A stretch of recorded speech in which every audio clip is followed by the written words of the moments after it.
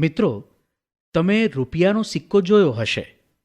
તેના પર એક બાજુએ સિંહોની આકૃતિવાળી છાપ ઉપસેલી છે, જે સારનાથના સ્તંભ પરથી લેવામાં આવી છે. સારનાથના વિશાળ સ્તંભ પર આ સિંહની આકૃતિ સ્થાપિત કરવામાં આવેલી છે.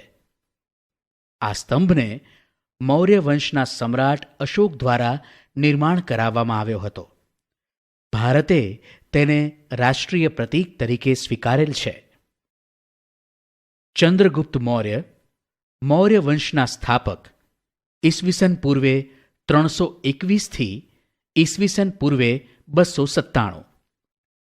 બાળપણમાં રાજાની રમત રમતા ચંદ્રગુપ્તનું હીર પારખી તક્ષશિલાના કૌટિલ્ય ગોત્રના આચાર્ય વિષ્ણુગુપ્તે તક્ષશિલા લઈ જઈ તેને શસ્ત્ર અને શાસ્ત્રોની તાલીમ આપી.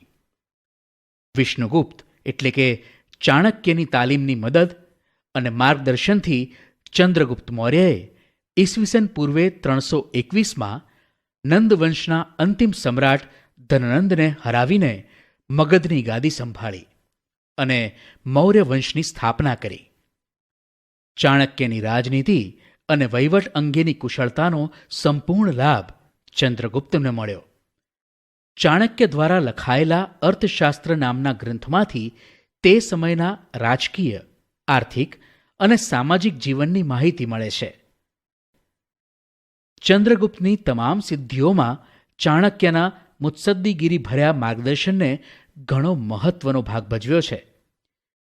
ગ્રીક રાજા સેલ્યુક્સ નિકેતરને હરાવીને ચંદ્રગુપ્તે 4 પ્રદેશો કાબુલ, કંદહાર, હેરાત અને બલુચિસ્તાન જીત્યા હતા. ચંદ્રગુપ્તની બહાદુરીથી પ્રભાવિત થઈ સેલ્યુક્સે પોતાની પુત્રી હેલેનાને ચંદ્રગુપ્ત સાથે પરણાવી અને પોતાના રાજદૂત મેગેસ્થિનીસને તેના દરબારમાં મોકલ્યો. પાટલીપુત્રમાં રોકાણ દરમિયાન મેગેસ્થનીસે લખેલ પુસ્તક ઇન્ડિકામાંથી મગધ સામ્રાજ્યના પાટનગર અને એના વહીવટ વિશેની અગત્યની અને આધારભૂત જાણકારી મળે છે. ચંદ્રગુપ્તે પોતાની વીરતા અને ચાણક્યની રાજનૈતિક કુશળતાથી પોતાની સત્તાનો પ્રસાર ભારતના અન્ય પ્રદેશોમાં કરી સમગ્ર ભારત પર એક સાર્વભૌમ સત્તા સ્થાપવાનો પ્રયત્ન કર્યો. ઉત્તરમાં અફઘાનિસ્તાન, પેશાવર, કંદહારથી લઈને પૂર્વમાં બંગાળ સુધી તેનું શાસન હતું. પશ્ચિમ ભારત પર એની સત્તા હતી. સૌરાષ્ટ્રમાં પણ તેનું શાસન હોવાનું તથા પુષ્યગુપ્ત નામના વૈશ્ય અમાત્યને ત્યાંના રાષ્ટ્રીય રાજ્યપાલ તરીકે નિમ્યા હોવાનું આધારોમાં જણાવેલ છે. સૌરાષ્ટ્રમાં આવેલ ગિરિનગર એટલે કે જૂનાગઢના ગિરનાર પર્વતમાંથી નીકળતી નદીઓ પર બંધ બાંધીને પુષ્યગુપ્તે સુદર્શન તળાવનું નિર્માણ કરાવ્યું હતું. દક્ષિણ ભારતના કોંકણ, કર્ણાટક, મહારાષ્ટ્ર વગેરે પ્રદેશો પણ મગધ સામ્રાજ્યનો એક ભાગ હતા. વાયવ્યમાં છેક પશ્ચિમ ગાંધાર એટલે કે આજનું અફઘાનિસ્તાન સુધીના પ્રદેશો પણ ચંદ્રગુપ્તની સત્તા હેઠળ હતા. આમ સમગ્ર ભારત પર મૌર્ય સામ્રાજ્યની સાર્વભૌમ સત્તા પ્રવર્તી હતી. આ નકશો જુઓ. તેમાં મૌર્ય સામ્રાજ્ય સમયના મહત્વપૂર્ણ નગરો અને અભિલેખો મળેલ સ્થળ દર્શાવેલ છે. રાજદૂત એટલે એક રાજ્યનો બીજા રાજ્યમાં મોકલવામાં આવેલ પ્રતિનિધિ. ચંદ્રગુપ્તે તેના જીવનનો અંતિમ સમય જૈન મુનિ ભદ્રબાહુ સાથે મૈસૂર, હાલના કર્ણાટકના શ્રવણબિલગોડામાં વિતાવ્યો હતો. ઈસવીસન પૂર્વે 297 તે મૃત્યુ પામ્યો. ચંદ્રગુપ્તે 24 વર્ષ રાજ્ય કર્યાનું અને છેલ્લા વર્ષોમાં તેણે જૈન ધર્મ અપનાવ્યાની વાત જૈન પુરાણોમાંથી મળી આવે છે. ભારતમાં મૌર્ય વંશના સ્થાપના પહેલાનો ઇતિહાસ આદ્ય ઇતિહાસ તરીકે ઓળખવામાં આવે છે. મૌર્ય વંશની સ્થાપનાની ચોક્કસ અને આધારભૂત માહિતી વિવિધ સ્ત્રોતોમાંથી મળી રહે છે. ચંદ્રગુપ્ત મૌર્ય દ્વારા વિષ્ણુગુપ્તની મદદથી સ્થાપવામાં આવેલું મૌર્ય સામ્રાજ્ય ભારતનું પ્રથમ ઐતિહાસિક સામ્રાજ્ય કહેવાય છે. મૌર્ય વંશની જાણકારી મેળવવા આ કૃતિઓ ઉપયોગી છે.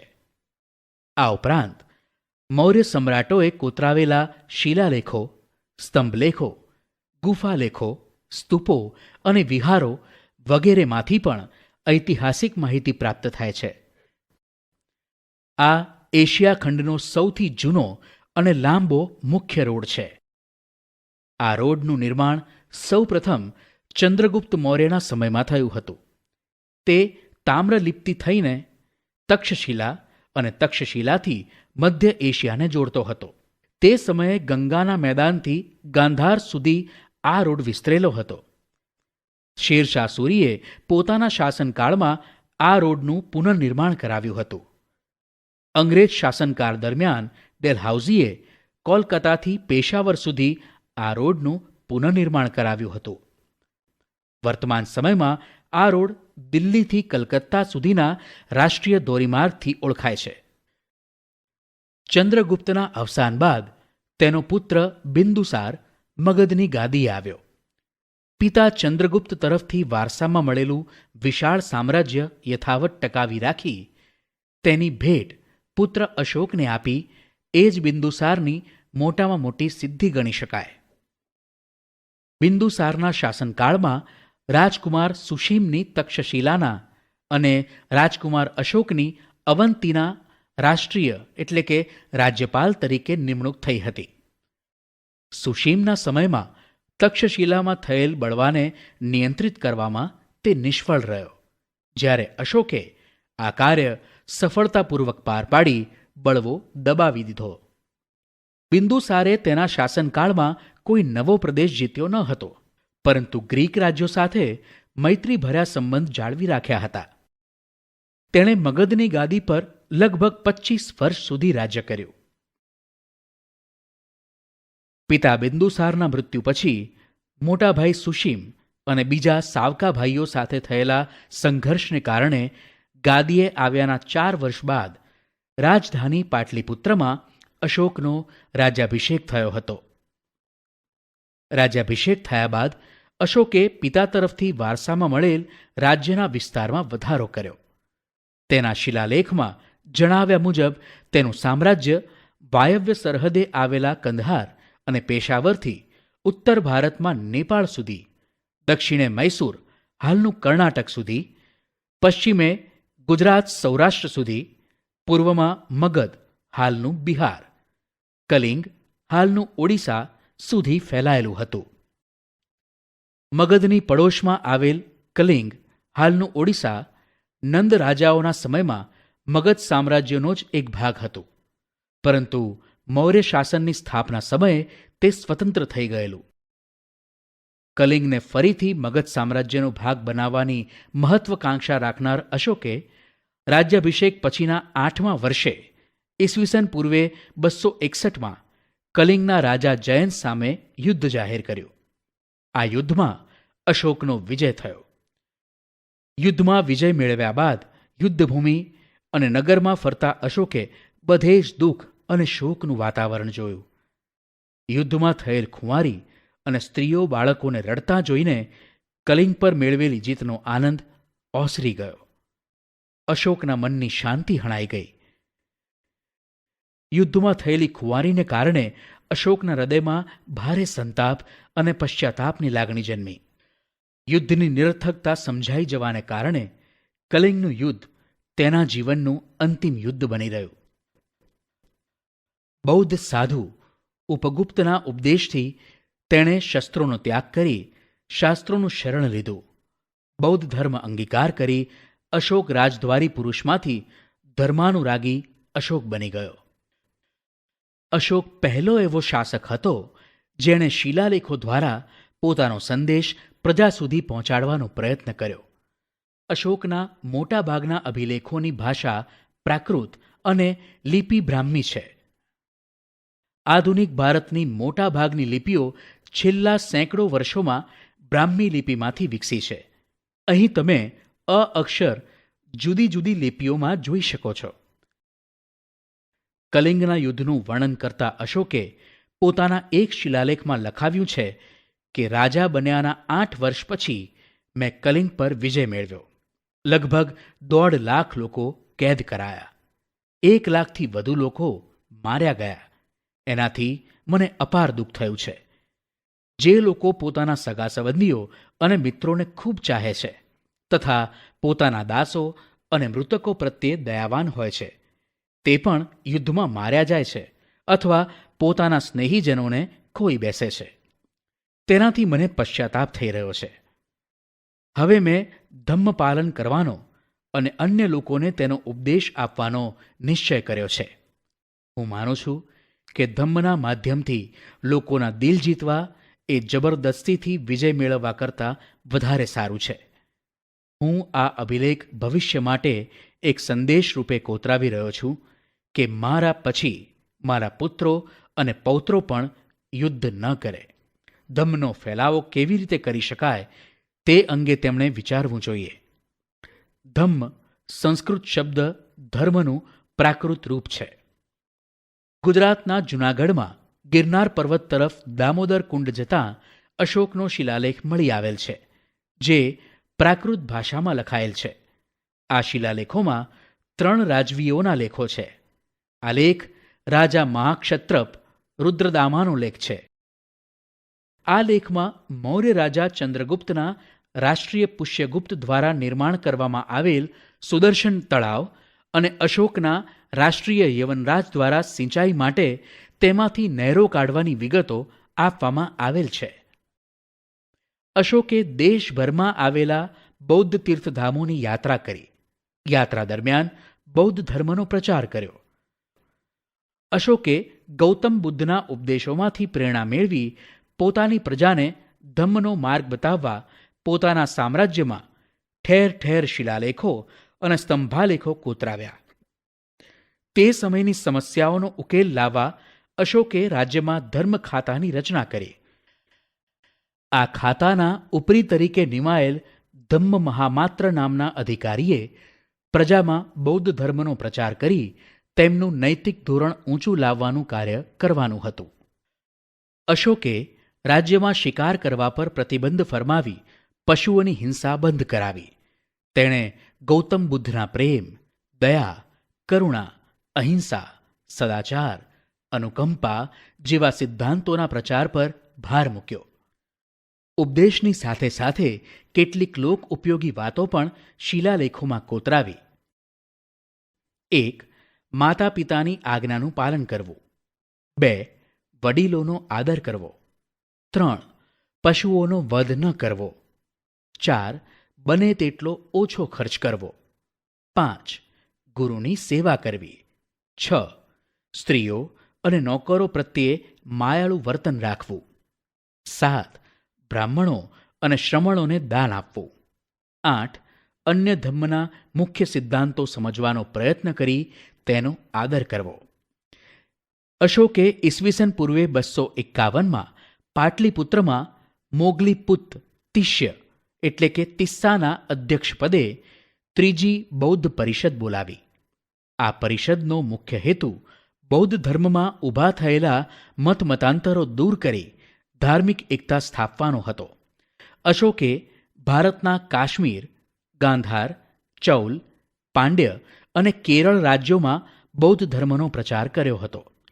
સમ્રાટ અશોકે બ્રહ્મદેશ, સિલોન, અત્યારનું શ્રીલંકા, સિરિયા, ઇજિપ્ત, મેસેડોનિયા વગેરે દેશોમાં ધર્મ પ્રચાર માટે ધર્મ પ્રચારક મંડળો મોકલ્યા. અશોકે પુત્ર મહેન્દ્ર અને પુત્રી સંઘમિત્રાને બૌદ્ધ ધર્મના પ્રચાર માટે સિલોન મોકલ્યા હતા. આમ અશોકે પોતાના શાસનકાળ દરમિયાન બૌદ્ધ ધર્મને રાજ્યાશ્રય આપ્યો. અશોકે ધર્મ પ્રચાર ઉપરાંત પ્રજા કલ્યાણના કાર્યો પણ કર્યા હતા. અશોકે માનવ અને પશુઓની સારવારની વ્યવસ્થા કરી, કૂવા ખોદાવ્યા, વૃક્ષો રોપાવ્યા, રસ્તા બનાવ્યા અને વિશ્રામ ગૃહોનું નિર્માણ કરાવ્યું.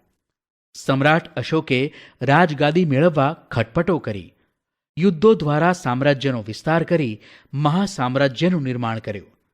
મહત્વકાંક્ષા પૂરી કરવા કલિંગ પર ચઢાઈ કરી. યુદ્ધમાં થયેલ ખુંવારી જોઈ તેમનું હૃદય પરિવર્તન થતાં તે બૌદ્ધ ધર્મના પ્રચારક અને ઉપદેશક બની ગયા. ધર્મ પ્રચારાર્થે વિદેશોમાં ગયેલા પ્રચારક મંડળોએ ત્યાં ભારતીય સંસ્કૃતિની સુવાસ ફેલાવી. અશોકના ગુણો અને કાર્યોને લીધે તે ઇતિહાસમાં મહાન રાજવી તરીકે સ્થાન ધરાવે છે. ઈસવીસન પૂર્વે 232માં સમ્રાટ અશોકનું અવસાન થયું. તેમણે 36 વર્ષ શાસન કર્યું. ચંદ્રગુપ્ત મૌર્યએ વિશાળ સામ્રાજ્યનું નિર્માણ કર્યું. તેનો વિસ્તાર સમ્રાટ અશોકે કર્યો. વિશાળ મૌર્ય સામ્રાજ્યના વિભાગ પાડી તેનો સુવ્યવસ્થિત વહીવટ ચલાવવા માટેનું આયોજન ચંદ્રગુપ્તના મુખ્યમંત્રી અને પ્રમુખ રાજનીતિજ્ઞ વિષ્ણુગુપ્ત ચાણક્ય કૌટિલ્ય દ્વારા કરવામાં આવ્યું હતું. આ સમયના વહીવટીતંત્રના 3 વિભાગો હતા: અ. કેન્દ્રીય, બ. પ્રાંતીય, ક. પ્રાદેશિક એટલે કે સ્થાનિક. અ. કેન્દ્રીય વહીવટીતંત્ર સમ્રાટ શાસન વ્યવસ્થામાં કેન્દ્ર સ્થાને હતો. તે સામ્રાજ્યનો વહીવટી, લશ્કરી અને ન્યાયતંત્રનો વડો હતો. તેનું પદ વંશ પરંપરાગત હતું. પાટલીપુત્ર અને તેની આજુબાજુનો પ્રદેશ સમ્રાટના સીધા અંકુશ હેઠળ હતો. તે મંત્રીઓ અને ઉચ્ચ અધિકારીઓની મદદથી વહીવટ ચલાવતો. ચાણક્યએ કુલ 18 ખાતાઓ દર્શાવ્યા છે, જેમાંથી મુખ્ય ખાતાઓ અને તેના ઉપરી આ મુજબ છે. બ. પ્રાંતીય વહીવટીતંત્ર વિશાળ મૌર્ય સામ્રાજ્યને વહીવટી સરળતા ખાતર 5 વિભાગમાં વહેંચવામાં આવ્યું હતું. પ્રાંત એટલે કે મંડળ અથવા તો વિભાગના વડા તરીકે રાજ્યપાલ કે રાષ્ટ્રીય હતો. આ પદ પર મોટે ભાગે રાજકુમારોની નિમણૂક કરવામાં આવતી. રાજ્યપાલનું કાર્ય સમગ્ર પ્રાંતમાં શાંતિ અને વ્યવસ્થાની જાળવણી કરવી, કરવેરા ઉઘરાવવા, રાજાના આદેશોનું પાલન કરાવવું અને પ્રાંતમાં બનતા બનાવો વિશે સમ્રાટને સતત વાકેફ કરવાનું હતું. ક. પ્રાદેશિક વહીવટીતંત્ર વહીવટી સરળતા માટે કોઈ પણ પ્રાંતને આહાર એટલે કે જિલ્લા અથવા સ્થાનીય અને આહારને પ્રદેશ એટલે કે સંગ્રહણ અથવા તાલુકામાં વહેંચવામાં આવતો. આહારનો અધિકારી રાજુક એટલે કે આહારપતિ અથવા સ્થાનિક અને પ્રદેશનો અધિકારી પ્રાદેશિક એટલે કે ગોપ કહેવાતો. વહીવટીતંત્રનું નાનામાં નાનું એકમ ગ્રામ હતું. તેનો ઉપરી ગ્રામણી કહેવાતો. ગામના ચૂંટાયેલા સભ્યોની સમિતિની મદદથી ગ્રામણી ગ્રામનો વહીવટ ચલાવતો.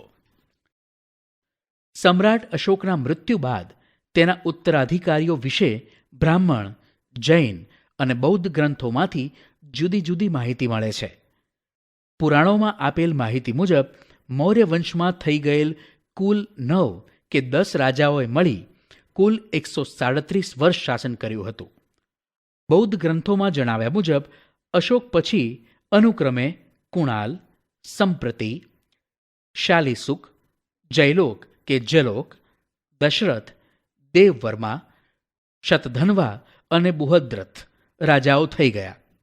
મૌર્ય વંશના અંતિમ રાજા બૃહદ્રથના નિર્બળ શાસનનો લાભ લઈ તેના સેનાપતિ પુષ્યમિત્ર શુંગે લશ્કરી કવાયત જોવાના બહાને એમને બોલાવી એમની હત્યા કરી. આમ ઈસવીસન પૂર્વે 185માં પુષ્યમિત્ર શુંગે મગધની ગાદી પર શુંગ વંશની સ્થાપના કરી મૌર્ય વંશનો અંત આણ્યો.